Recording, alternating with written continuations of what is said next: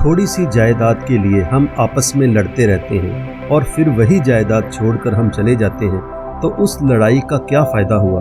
क्या इंसान का जीवन आपस में लड़ने के लिए ही बना है, वो भी अपने ही सगे संबंधियों से?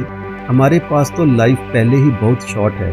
आइए देखते हैं। मान लो इंसान की लाइफ 80 साल है, उसमें से 40 साल तो रात सोकर बीत गए, बाकी 20 साल पढ़ाई करनी है, कैरियर बनाना है और बुढ़ापा भी आना है। तो हमारे पास बाकी कितना टाइम बचा? कोई 10 से 15 साल बचते हैं, और वो 10 साल भी हम क्या करते हैं? एक दूसरे से जेलसी करते हैं, एक दूसरे को नीचा दिखाने का कोई भी कोशिश नहीं छोड़ते और आखिर जायदाद के लिए लड़ते हैं और फिर सब छोड़कर चले जाते हैं। यह जायदाद ना हमारी थी, ना हमारे बड़ों की थी और ना हमारे बच्चों की होगी, फिर उसके लिए ज़्यादातर लाइफ लड़ने में क्यों बताएं? जैसे देखने के लिए बहुत कुछ है, पर बंद आँखों से अपने भीतर देखना सबसे बेहतर है। और आपके आसपास सलाह देने वाले बहुत हैं, पर अपनी आत्मा की आवाज़ सुनना बहुत अच्छा है। ऐसे ही किसी संपत्ति के लिए सारी लाइफ लड़ते रहना और आखिर में सब कुछ छोड़कर चले जाना, ये क्या अच्छी बात है? तो क्यों ना हम आज से ही ये प्रण करें कि बेजान चीज़ों के लिए हमें लड़ना नहीं, बल्कि एक दूसरे को खुशियाँ बांटनी है।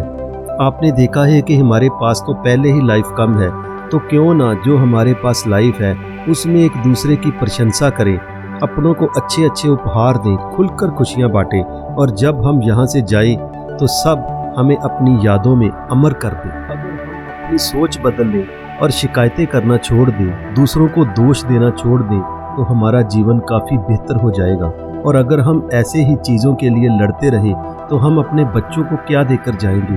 कुछ बेजान चीज़ें जो ना हमारी थी ना उनकी होंगी, और कभी ना ख़त्म होने वाली लड़ाई। हमारे बच्चे भी हमारे नक्शे कदम पर चलते हुए ऐसे ही अपने बच्चों को भी कभी ना ख़त्म होने वाली लड़ाई दे जाएंगे, जैसे कि हमें अपने माँ बाप से मिली है।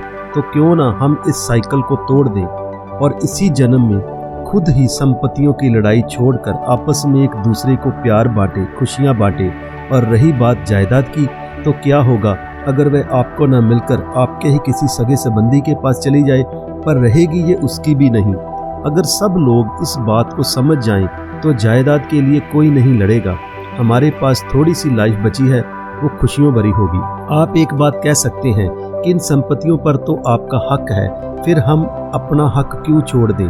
तो इसका जवाब है कि हर इंसान अपनी अपनी जगह ठीक होता है, तो जिनके साथ आपकी लड़ाई है उनका भी तो कोई हक होगा, तभी तो वह आपके साथ पीढ़ियों से लड़ते आ रहे हैं। मेरे कहने का मतलब यह है कि किसी को तो समझना होगा, फिर वो आप अपने से शुरू क्यों नहीं करते? उन चीज़ों के लिए अपना कीमती वक्त बर्बाद ना करें जो कि कभी आपकी ना थी ना होंगी, बल्कि आप अपना टाइम खुशियों में लगाएं और दूसरों को भी खुशियां बांटें। जरा ठंडे दिमाग से शांत होकर इन बातों पर विचार जरूर कीजिएगा। अगर ठीक लगे तो आपका कितना वक्त बचेगा, आप टेंस फ्री लाइफ जियोगे, और अगर आपकी सहमति ना हो तो फिर जैसे चल रहा है वैसे ही चलने दीजिए। पर एक बार शांत मन से विचार जरूर कीजिए, क्योंकि विचार करने से कुछ भी बिगड़ेगा नहीं। हमारे पास तो लड़ाई वाली 1, 2 या 5, 10 जायदादें होगी, पर यह सोचिए कि महाराजा रंजीत सिंह जी के पास तो सारा पंजाब था, उनकी सल्तनत तो लाहौर अफगानिस्तान से आगे तक थी।